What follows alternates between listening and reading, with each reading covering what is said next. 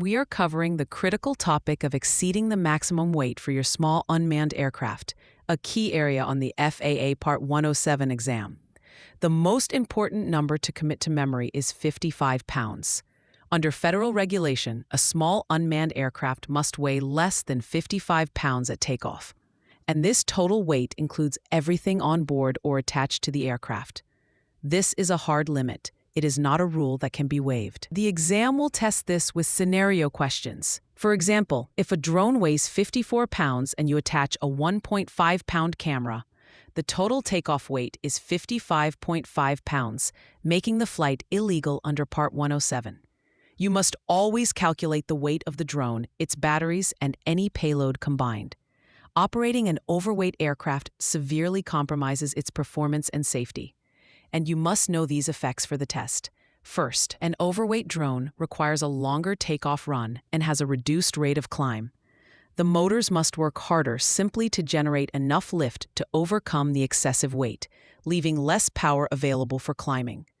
The exam might ask how adding a heavy payload affects performance, and the answer will involve degraded takeoff and climb capabilities. Second, maneuverability is significantly reduced. The heavier aircraft has more inertia, meaning it will be slower to respond to control inputs, take longer to stop, and have a wider turning radius. This directly impacts your ability to avoid obstacles, a key safety concept for the FAA. Another critical effect, borrowed from manned aviation, is an increased stall speed.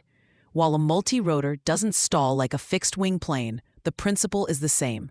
A heavier aircraft requires more lift to stay airborne, which reduces the safety margin for slow-speed flight and aggressive maneuvers.